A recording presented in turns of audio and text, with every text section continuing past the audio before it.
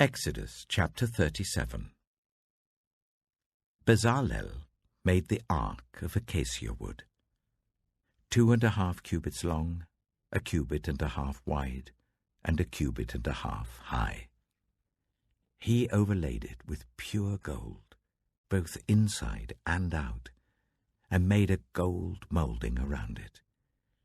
He cast 4 gold rings for it, and fastened them to its 4 feet, with 2 rings on one side and 2 rings on the other.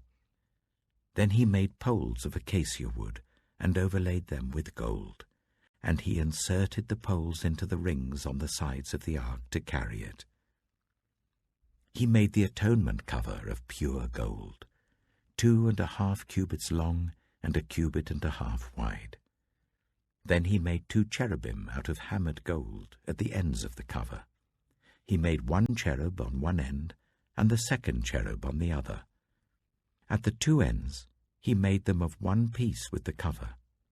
The cherubim had their wings spread upwards, overshadowing the cover with them. The cherubim faced each other, looking towards the cover. They made the table of acacia wood, 2 cubits long, 1 cubit wide, and 1.5 cubits high. Then they overlaid it with pure gold and made a gold moulding around it. They also made around it a rim, a handbreadth wide, and put a gold moulding on the rim. They cast 4 gold rings for the table and fastened them to the 4 corners where the 4 legs were. The rings were put close to the rim to hold the poles used in carrying the table. The poles for carrying the table were made of acacia wood and were overlaid with gold. And they made from pure gold the articles for the table, its plates and dishes and bowls and its pitchers for the pouring out of drink offerings. They made the lampstand of pure gold. They hammered out its base and shaft, and made its flower-like cups, buds and blossoms of one piece with them. 6 branches extended from the sides of the lampstand, 3 on one side and 3 on the other. 3 cups shaped like almond flowers with buds and blossoms were on one branch, 3 on the next branch, and the same for all 6 branches extending from the lampstand. And on the lampstand were 4 cups shaped like almond flowers with buds and blossoms. 1 bud was under the first pair of branches extending from the lampstand, a 2nd bud under the 2nd pair, and a 3rd bud under the 3rd pair, 6 branches in all. The buds and the branches were all of one piece with the lampstand, hammered out of pure gold. They made its 7 lamps, as well as its wick trimmers and trays, of pure gold. They made the lampstand and all its accessories from 1 talent of pure gold. They made the altar of incense out of acacia wood. It was square, 1 cubit long and 1 cubit wide and 2 cubits high, its horns of one piece with it. They overlaid the top and all the sides and the horns with pure gold and made a gold moulding around it. They made 2 gold rings below the moulding, 2 on each of the opposite sides to hold the poles used to carry it. They made the poles of acacia wood and overlaid them with gold. They also made the sacred anointing oil and the pure fragrant incense, the work of a perfumer.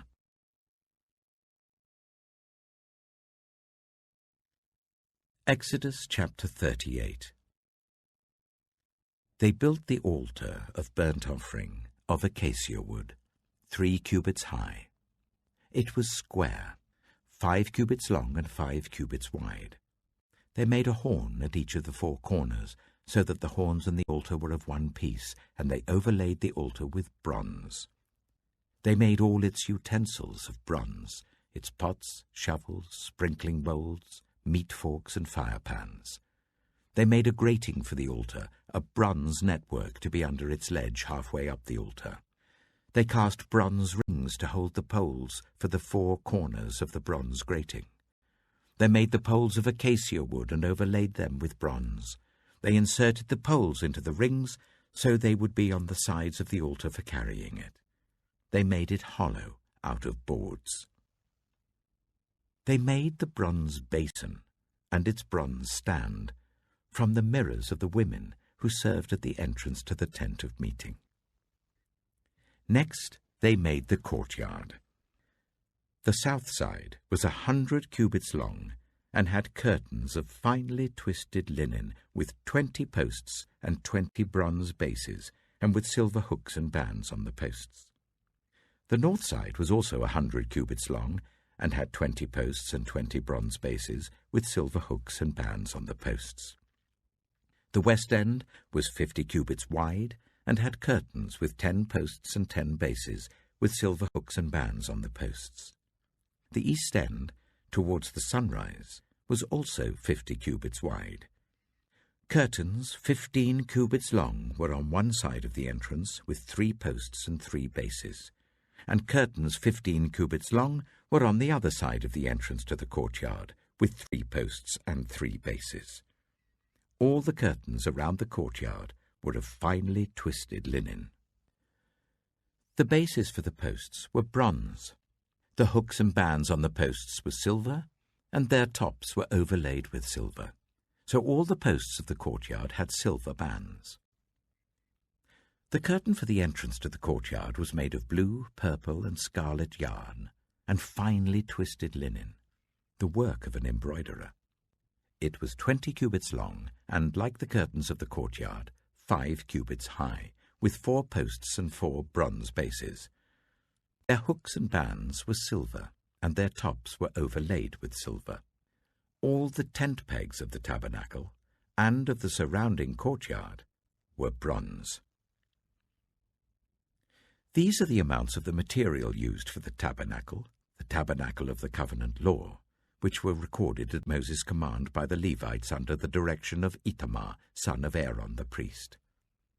Bezalel, son of Uri, the son of Hur of the tribe of Judah, made everything the Lord commanded Moses. With him was Aholiab, son of Ahisamach, of the tribe of Dan, an engraver and designer and an embroiderer, in blue, purple, and scarlet yarn and fine linen. The total amount of the gold from the wave offering used for all the work on the sanctuary was 29 talents and 730 shekels, according to the sanctuary shekel. The silver obtained from those of the community who were counted in the census was 100 talents and 1,775 shekels, according to the sanctuary shekel. 1 beaker per person, that is half a shekel, according to the sanctuary shekel, from everyone who had crossed over to those counted 20 years old or more, a total of 603,550 men. The 100 talents of silver were used to cast the bases for the sanctuary and for the curtain. 100 bases from the 100 talents, 1 talent for each base. They used the 1,775 shekels to make the hooks for the posts, to overlay the tops of the posts, and to make their bands. The bronze from the wave offering was 70 talents and 2,400 shekels. They used it to make the bases for the entrance to the tent of meeting, the bronze altar with its bronze grating and all its utensils, the bases for the surrounding courtyard and those for its entrance, and all the tent pegs for the tabernacle and those for the surrounding courtyard.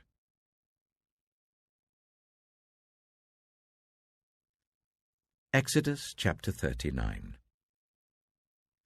From the blue, purple, and scarlet yarn, they made woven garments for ministering in the sanctuary. They also made sacred garments for Aaron, as the Lord commanded Moses. They made the ephod of gold and of blue, purple, and scarlet yarn, and of finely twisted linen. They hammered out thin sheets of gold, and cut strands to be worked into the blue, purple, and scarlet yarn and fine linen, the work of skilled hands. They made shoulder pieces for the ephod, which were attached to 2 of its corners, so that it could be fastened. Its skillfully woven waistband was like it, of one piece with the ephod are made with gold, and with blue, purple, and scarlet yarn, and with finely twisted linen, as the Lord commanded Moses. They mounted the onyx stones in gold filigree settings, and engraved them like a seal with the names of the sons of Israel. Then they fastened them on the shoulder pieces of the ephod as memorial stones for the sons of Israel, as the Lord commanded Moses. They fashioned the breastpiece, the work of a skilled craftsman.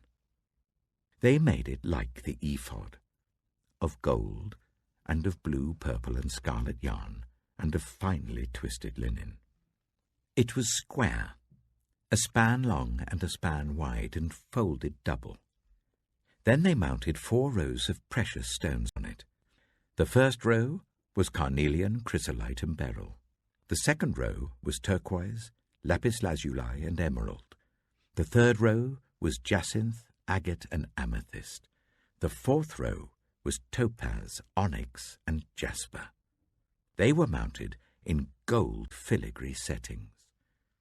There were 12 stones, one for each of the names of the sons of Israel, each engraved like a seal with the name of one of the 12 tribes. For the breastpiece, they made braided chains of pure gold, like a rope. They made 2 gold filigree settings and 2 gold rings, and fastened the rings to 2 of the corners of the breastpiece. They fastened the 2 gold chains to the rings at the corners of the breastpiece, and the other ends of the chains to the 2 settings, attaching them to the shoulder pieces of the ephod at the front. They made 2 gold rings, and attached them to the other 2 corners of the breastpiece on the inside edge next to the ephod. Then they made 2 more gold rings, and attached them to the bottom of the shoulder pieces on the front of the ephod, close to the seam just above the waistband of the ephod. They tied the rings of the breastpiece to the rings of the ephod with blue cord, connecting it to the waistband, so that the breastpiece would not swing out from the ephod, as the Lord commanded Moses. They made the robe of the ephod entirely of blue cloth, the work of a weaver, with an opening in the center of the robe like the opening of a collar, and a band around this opening so that it would not tear. They made pomegranates of blue, purple, and scarlet yarn and finely twisted linen round the hem of the robe, and they made bells of pure gold, and attached them around the hem between the pomegranates. The bells and pomegranates alternated round the hem of the robe to be worn for ministering, as the Lord commanded Moses. For Aaron and his sons, they made tunics of fine linen, the work of a weaver, and the turban of fine linen, the linen caps and the undergarments of finely twisted linen. The sash was made of finely twisted linen and blue, purple, and scarlet yarn, the work of an embroiderer, as the Lord commanded Moses. They made the plate, the sacred emblem, out of pure gold, and engraved on it, like an inscription on a seal, "Holy to the Lord." Then they fastened a blue cord to it to attach it to the turban, as the Lord commanded Moses. So all the work on the tabernacle, the tent of meeting, was completed. The Israelites did everything just as the Lord commanded Moses. Then they brought the tabernacle to Moses, the tent and all its furnishings, its clasps, frames, crossbars, posts, and bases, the covering of ram skins dyed red and the covering of another durable leather, and the shielding curtain, the Ark of the Covenant law with its poles and the atonement cover, the table with all its articles and the bread of the presence, the pure gold lampstand with its row of lamps and all its accessories, and the olive oil for the light, the gold altar, the anointing oil, the fragrant incense, and the curtain for the entrance to the tent, the bronze altar with its bronze grating, its poles and all its utensils, the basin with its stand, the curtains of the courtyard with its posts and bases, and the curtain for the entrance to the courtyard, the ropes and tent pegs for the courtyard, all the furnishings for the tabernacle, the tent of meeting. and the woven garments worn for ministering in the sanctuary, both the sacred garments for Aaron the priest and the garments for his sons when serving as priests. The Israelites had done all the work just as the Lord had commanded Moses. Moses inspected the work and saw that they had done it just as the Lord had commanded. So Moses blessed them.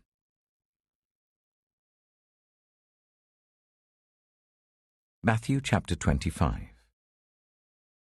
At that time, the kingdom of heaven will be like 10 virgins, who took their lamps and went out to meet the bridegroom. 5 of them were foolish, and 5 were wise. The foolish ones took their lamps, but did not take any oil with them. The wise ones, however, took oil in jars along with their lamps. The bridegroom was a long time in coming, and they all became drowsy and fell asleep. At midnight, the cry rang out, "Here's the bridegroom! Come out to meet him!" Then all the virgins woke up and trimmed their lamps. The foolish ones said to the wise, "Give us some of your oil. Our lamps are going out." "No," they replied. "There may not be enough for both us and you. Instead, go to those who sell oil and buy some for yourselves." But while they were on their way to buy the oil, the bridegroom arrived. The virgins who were ready went in with him to the wedding banquet, and the door was shut. Later the others also came. "Lord, Lord," they said, "open the door for us." But he replied, "Truly I tell you, I don't know you.